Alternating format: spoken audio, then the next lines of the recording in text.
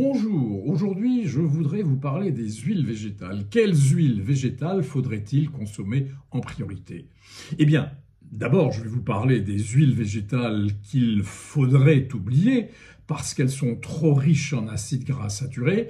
Ces huiles-là, ce sont les huiles de coco et les huiles de palme. Une bonne huile végétale doit contenir peu d'acides gras saturés et beaucoup d'acides gras monoinsaturés ou polyinsaturés. Les meilleures huiles végétales, ce sont celles qui contiennent des oméga 9, des oméga 6 et surtout des oméga 3.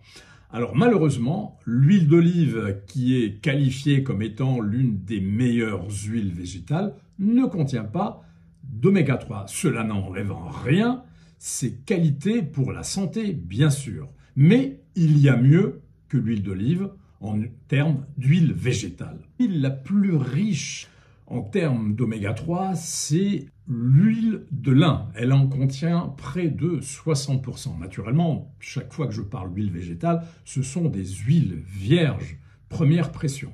L'huile de lin est excellente pour la santé, car elle contient beaucoup d'oméga 3. Alors cette huile de lin, elle a quelques inconvénients. 1, elle est chère.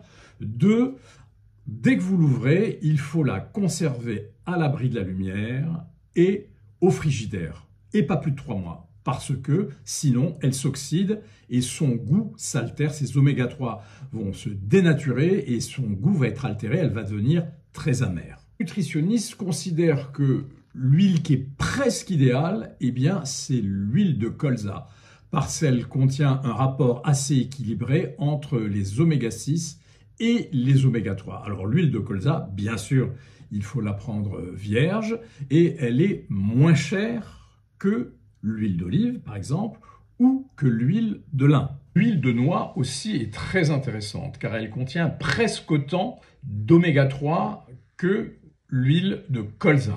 Beaucoup moins que l'huile de lin. Néanmoins, elle est très bonne au goût, elle est très agréable dans les salades et je vous conseille vivement de l'utiliser. Pour nous récapituler, c'est donc extrêmement simple. Les huiles végétales doivent être des huiles vierges. Vous ne devez pas, quand elles sont vierges, les utiliser pour de la cuisson ou pour de la friture.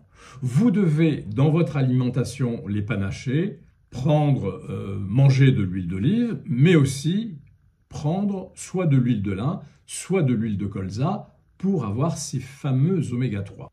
Pour avoir suffisamment d'oméga 3, il faut aussi manger du poisson. Pour la friture, comme je vous l'ai dit, on utilise l'huile de tournesol ou l'huile d'arachide. Les huiles que nous consommons, notamment l'huile d'olive, sont très riches en oméga 6, donc on a quasiment jamais de carence en oméga 6. Par contre, si vous n'utilisez pas d'huile de colza, si vous n'utilisez pas d'huile de lin, si vous ne mangez pas de poisson, eh bien, vous aurez des carences en oméga 3. Ces oméga 3, je vous le rappelle, font baisser les taux de cholestérol, ils protègent le cerveau, ils protègent les yeux et le système cardiovasculaire. La plupart des conseils que je vous donne, vous les retrouvez dans un livre que j'ai publié il y a 3 ans avec Michel Canesi, Bien portant avec la médecine du prophète. Merci de votre attention et à très bientôt. Au revoir.